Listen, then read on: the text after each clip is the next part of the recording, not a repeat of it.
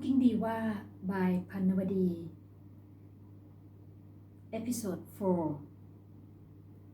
Meedee, are you back to stay? Amnoy asked after dropping off Galaya while the two were on the way to Meedee's house in the midst of a dark night. Yes, I'm back to stay. I want to help my parents in the rice field. I actually want to have a good simple life here, but we need more money, so I have to find a job. There aren't many good jobs in town. I see how I can help you. You used to major in food science, right? Right, you are right, my buddy. I always remember everything about you, unlike you, who has completely forgotten about me. You never wrote me any letters. I had no time to write to anyone. I had to work hard at my job at the restaurant every day and every night. Don't get mad at me, buddy. I never get mad at you. I have loved you since we were very young. I still love you now and will love you forever. I love you too. You are my best friend, right? She read his smile like her favorite book. She got away with her own tricky charm again. He knew her as well. He gave her a grin, but knew he should never discuss his love with her anymore.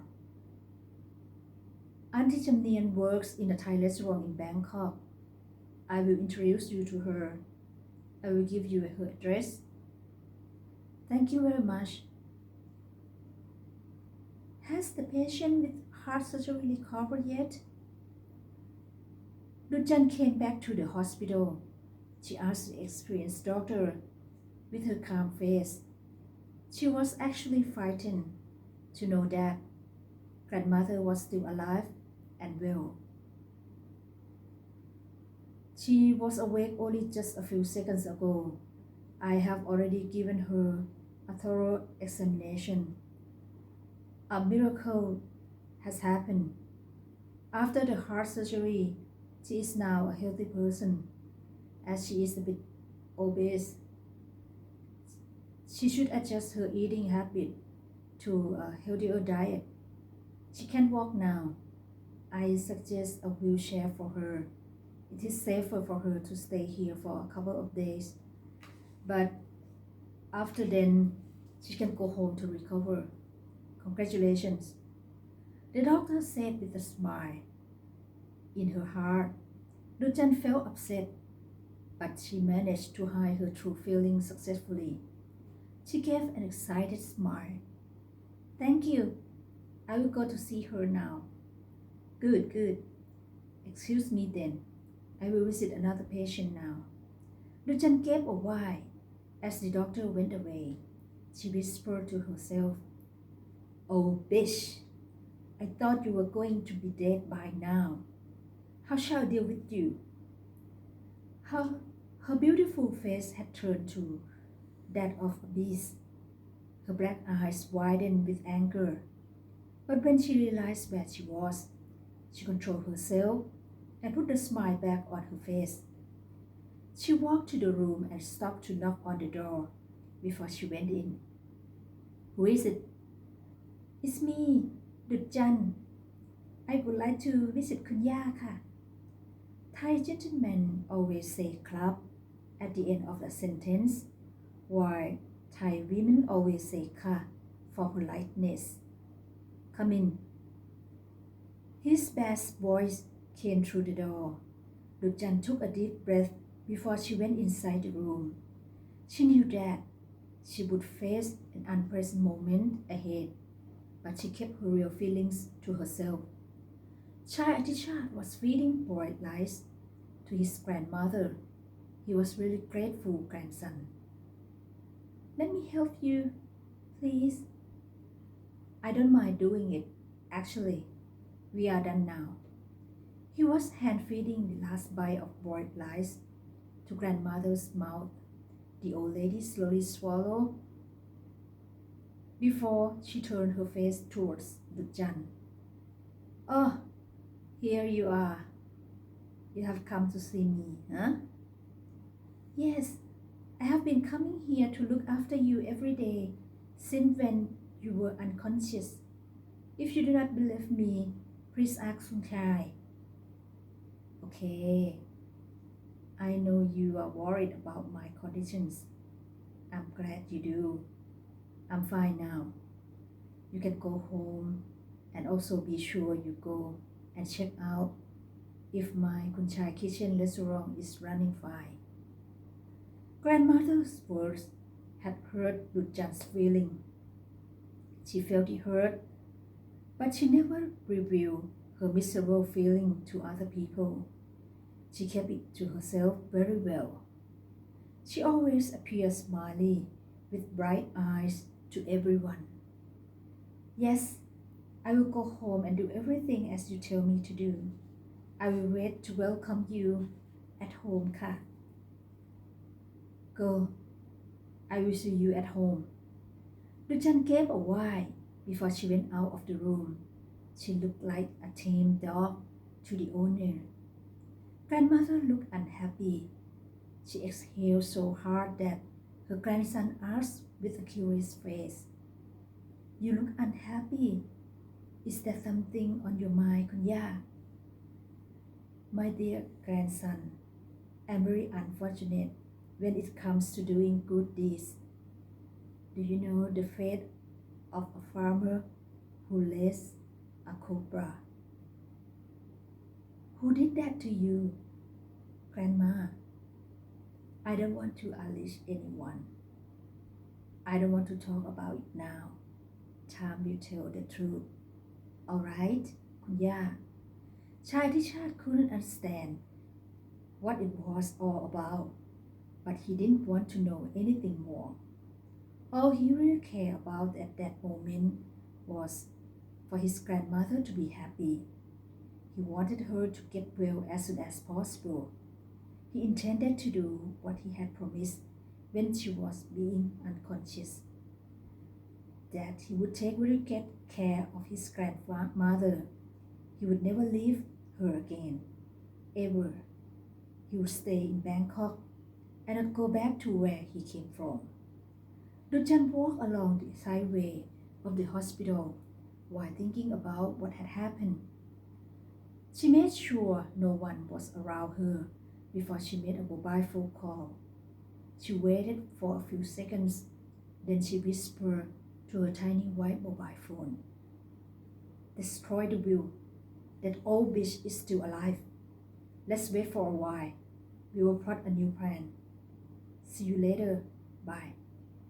She disconnected the call and walked into the elevator with a very serious face. Meedee Songla said goodbye to her parents. She took an overnight bus to Bangkok. She arrived at the Moshit bus station in Bangkok at dawn. She carried a black purse and a black backpack and a few clothes and personal things inside, as well as a big bamboo basket with her. Her mom wanted her to bring mangoes as souvenirs to Auntie Jamnian. Meedee took the sky train to the address she got from her buddy Amnoy. She looked out from the glass window of the sky train to see the view of Bangkok. Bangkok had become beautiful and very cosmopolitan. After being away for 2 years, her impression was that Bangkok was second to none in terms of modernity of the sky, reaching high-rise buildings. The Bangkok she came to now, and what anyone would expect from a big cosmopolitan city. When she arrived at Phrom Phong station, she got off from the train. Suddenly, a man knocked her down on the station floor. When she got up, she found out that her black purse had disappeared. It was fortunate that she had kept some money and valuable things tucked in her bra. Otherwise, she would have lost everything. She had also kept her passport in the backpack. She smiled a little and said to herself, Mom is always right about being extra cautious. Meedee walked for 2 kilometers to the restaurant where Auntie Jamnian worked. She stood in front of a tall gate of a huge white house named Chaiatichart. There was a fountain in the lily pond in front of the house. As she looked through the gate, she saw another house, a big Thai house situated among large trees and a beautiful orchid garden.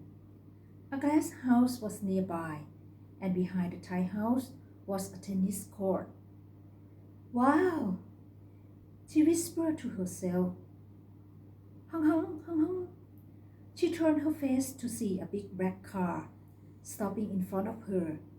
The man in the passenger seat poked his head out the side window and yelled with a cold face and in harsh voice, Go away! She looked into his steel black eyes and turned away. She couldn't help noticing that his face was boringly pale, even though he had big eyes under long eyelashes and black thick eyebrows.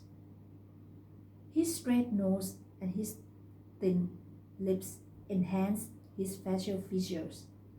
Her impression, however, was that he was a very good-looking man. His look made her brain stuck. She just stood there motionlessly. The old lady who sat beside him was looking at her and was smiling a little. Their faces were so similar, one could say that they had the same bloodline. Go away! What a silly girl!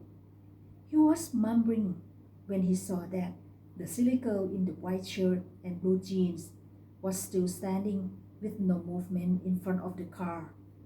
The girl had a big backpack on her shoulders and a big bamboo basket in her right hand. She looked like a rural girl from the country of Thailand. They both looked at each other with different feelings. He was furiously annoyed at her. It might have been the heavy traffic he had been through that caused him to lose temper easily. He was not as calm as he normally was. He didn't know why. On the other hand, the feeling of the girl was that of confusion. A few seconds later, she escaped from the scene. The car drove past her into the Thai house. Calm down. Please do not get angry with that girl. She is a country girl, that for sure. She may be coming to apply for a job at our restaurant. Are you looking for staff, Kunya? Grandmother nodded slowly and said softly to her grandson, Since I have been sick, I have been unable to supervise the Jamnian, our chef, in the kitchen. I want to hire someone to help Jamnian. She is now old and always forgetful. She cannot run the kitchen by herself. She needs a helper. What about Jan? That girl wanted to be a great chef. She has tried very hard but couldn't make it. She has no gift from God. Jan has no talent for royal Thai cuisine cooking. I never knew about this before. There are still a million things you don't know. Take it easy. You know that Chaiatichart is my life. When everyone left me, I have managed to survive alone. And Chaiatichart has helped me get through all the unhappiness in my life. I am happy when I am cooking in its kitchen. It has become my life and my soul. I want to keep it and pass it on to the next generation. I have no one but you to help me carry out this wish. Will you promise me that you will keep it running? Yes, I will, Grandma.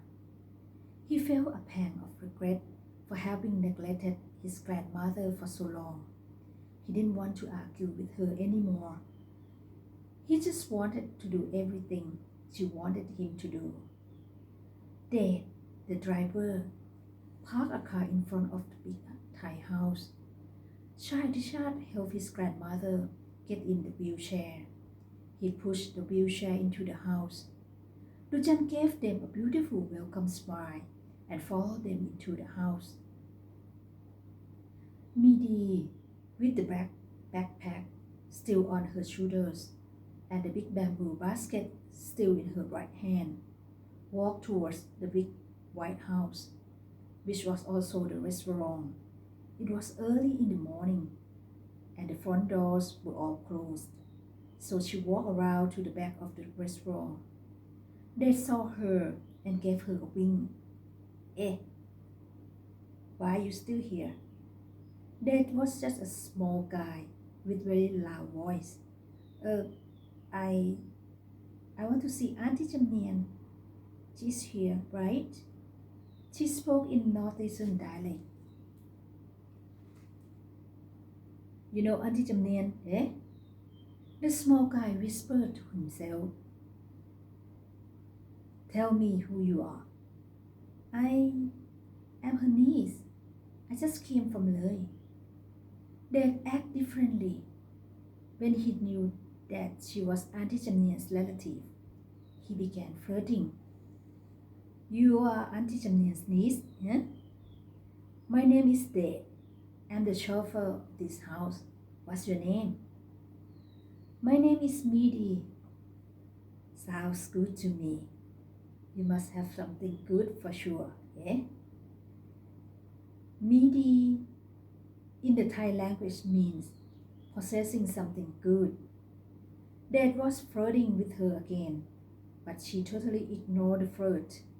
She responded with a rural accent. My mom, dad, and my little daughter always tell me I'm a good person.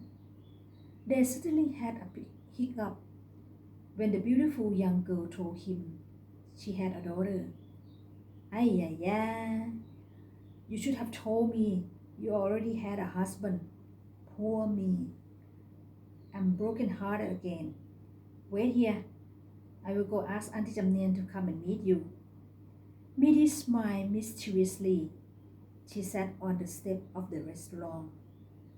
After a little while, a big chubby middle-aged woman came to meet her. She looked puzzled, but she saw a girl standing in front of her and gave her a wine. My name is Meedee Songla. Bunmi is my dad. Kamdi is my mom. Amnoy, my friend, told me you would find me a job in this restaurant. Oh, Amnoy, my nephew. He called me several days ago. Right, you arrived here at the right time. We need a helper in our kitchen. Can you cook Thai food? I have worked in a Thai restaurant in Paris for 2 years. I can cook and clean. I can do anything in the kitchen. Good, good, good. You will be a good helper in our kitchen. Jamnian noticed the clothes and the look of the girl who was standing there in front of her. You are sweating as if you have just been splashed. You look like a dirty cat. Did you walk here? You should have taken a motorcycle taxi. I want to save some money. I was pickpocketed at the train station, but fortunately, I kept my money in my bra. You are a smart girl. You will be safe in Bangkok. Where do you plan to stay?